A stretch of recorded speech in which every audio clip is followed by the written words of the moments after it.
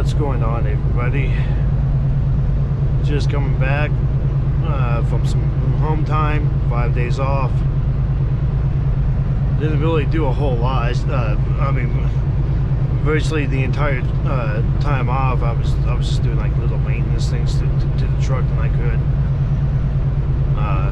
could. See, Friday, I went down. Finally got this truck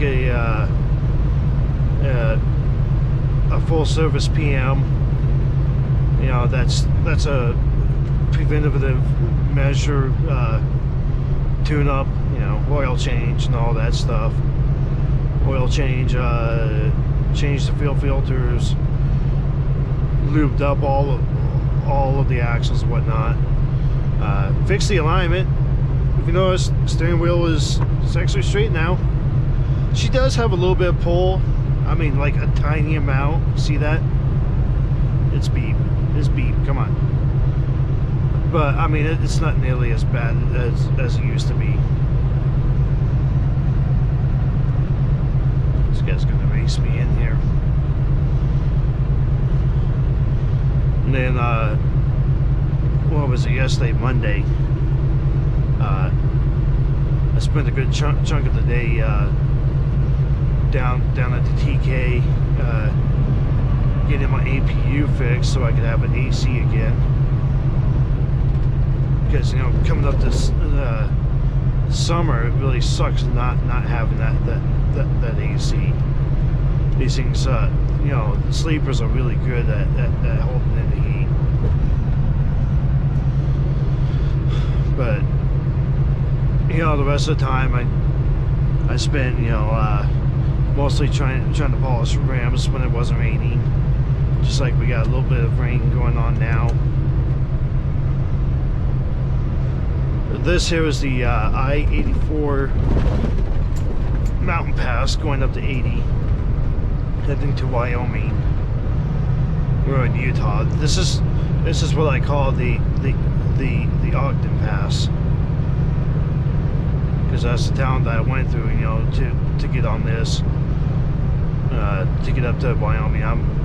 You know, the load that I picked up today, it's going from Gooding over to Minnesota, going all the way up to Minnesota.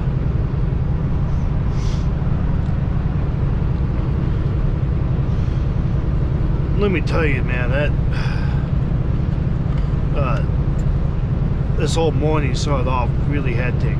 When I was at the TK yesterday, I was on the phone trying to talk to Roadside Rescue to let them know that I got checked in, that I'm getting the APU fixed. And in the middle of that, my driver manager called.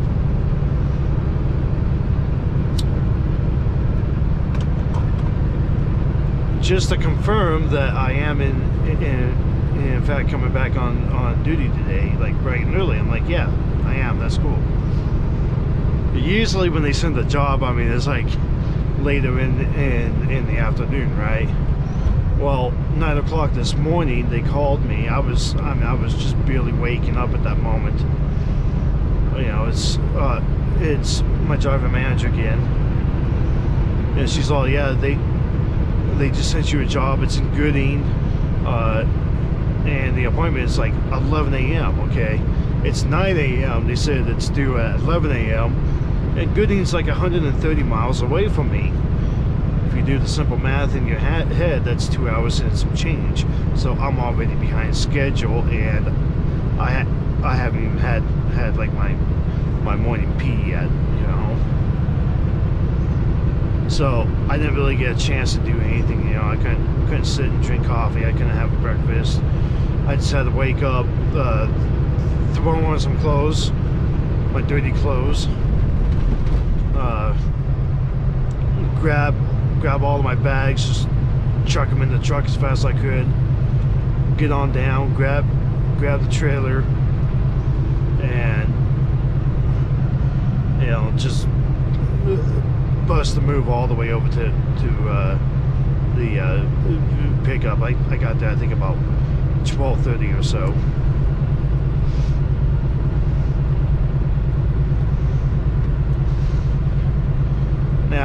one of the unfortunate things is for the next few months I won't be driving with my cat.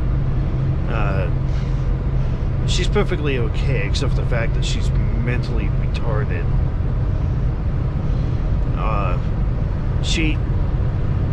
I guess apparently she was outside the house, and she ended up in the garage again. And I hate it when she goes in the garage, because her first instincts are to hide. And I tried several times last night to try to get her out there. To, you know, I was just gonna throw her back in the truck or something, but I couldn't catch her. You know, she was hiding. And I tried to make another run through there today. I didn't even see her. I had no choice. I had no choice but to just leave her at the house. So my parents up there are going to be taking care of her for the next 3 months. She, as far as I know, as I speak, she's still in that garage. We're going to go with Plan B with trying to get her out, which is don't feed her.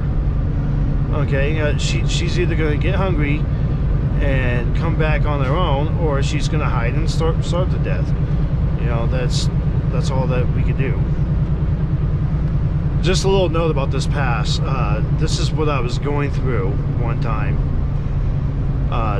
in the middle of winter, and you know, there was a bit of a storm coming through here.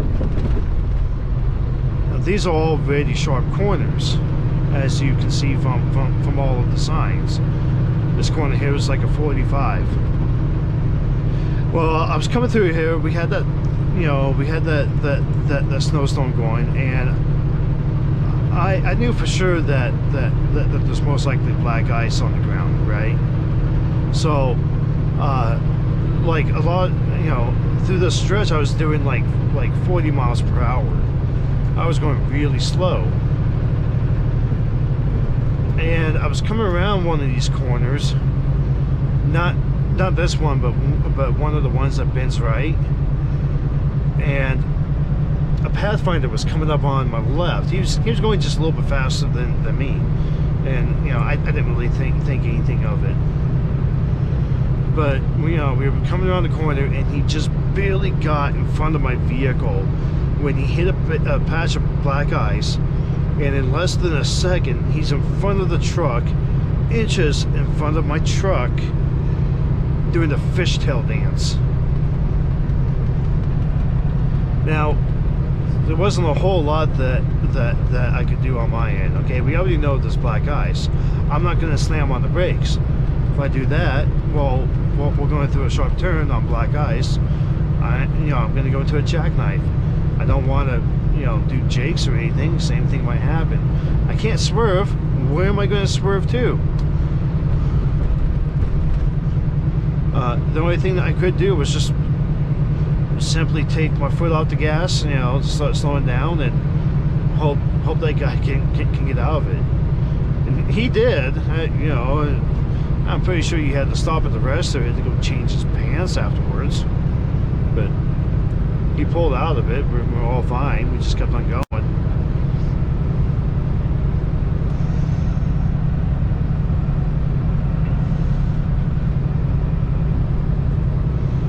But yeah, getting back to it. So I ended up being late to the load, like right off the bat. I'm not worried about it though. I mean, we're, you know, and it seemed too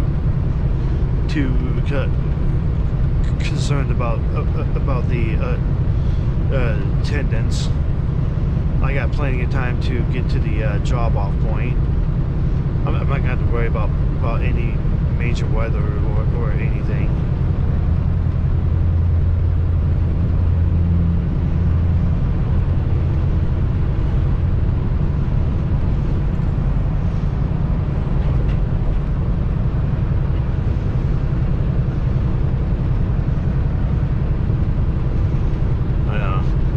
Wherever I decide to stop, I haven't figured out what I'm going to do yet. But once I stop somewhere, I'll have to spend a lot of my time to get things organized in the truck again. Got to make my bed. Got to figure out, which clothes are clean, which are dirty, with all that. I just threw a bunch of things in a bunch of different bags because I was just trying to get out as fast as I could and get the ball rolling again.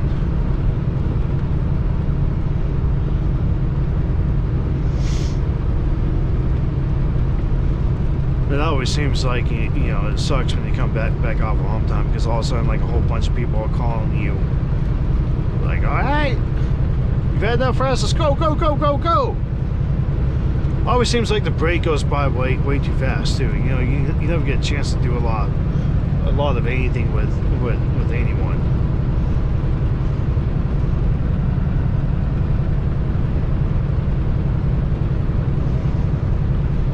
Summit County. Alright, I'm pretty much out of it. Yep, in truck speed limit. Yeah, just FYI, like I was speeding on through that area because that was a 55 zone for trucks.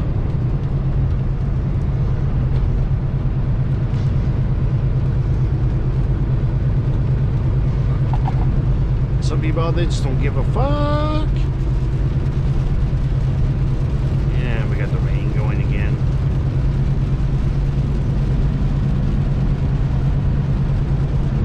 Hello, legs.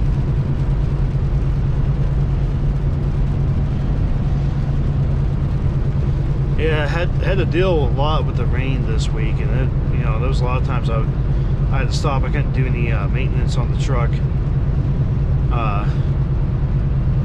Because it was downpouring. There was one day, it was Sunday. I was taking a washer and dryer down that I had. It was a stacky that I was taking it to somebody in Nampa who bought it,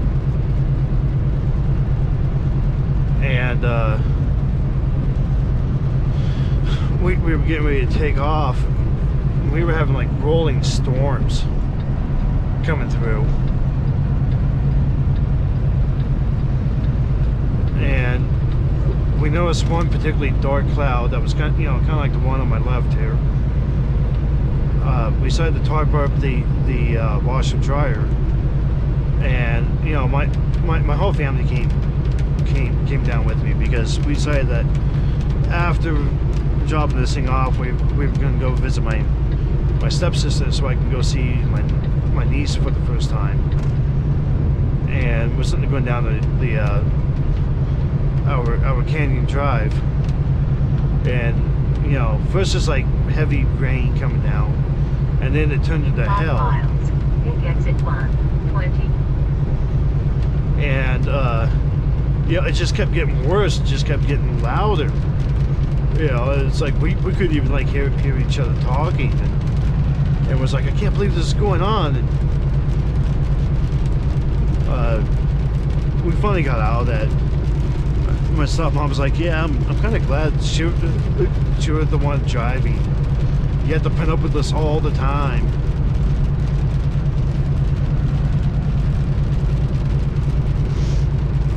Yeah, it's true. I'm probably going to be dealing with rain throughout this entire trip. Taking this weed whacker for a walk.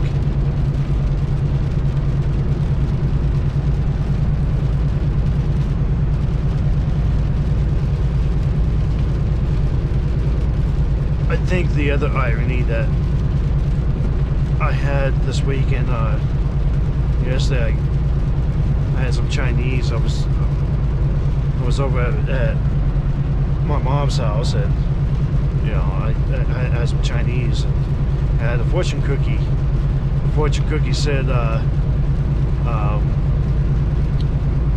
something about love traveling. You should go on a vacation now. It's just funny because I was on a vacation, and yet at the same time, my main job is travel. You know, it was almost like the fortune cookie was backwards on that. Like, you've been traveling too much. You should just stay home and take a vacation.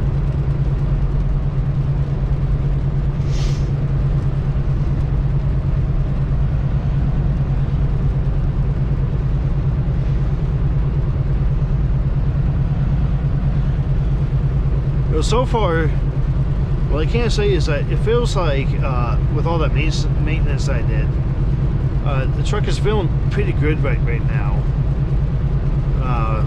You know, we got everything greased up and whatnot. No, but what did we got on the back? Ugly ass rims on that last car. You know, I'm driving with what, like 78,000 pounds. By the way, I did make the adjustment. I'm not driving heavy or anything. I was in hole 5. I made the adjustment that I needed, which was going to even this whole thing out. It's like 90 barrels of something. Each barrel is the same weight. I just had to move, tuck the wheels all the way in. Going to give me plenty of room for fuel. But I've been going over a number of hills, and I'm still maintaining at least a 7.6 at the moment. That'll probably drop down, you know, once I get to the top of this here. You know, as soon as I get off of 86 or 84, I'll be on 80, and 80 going up to Wyoming is just one big giant climb.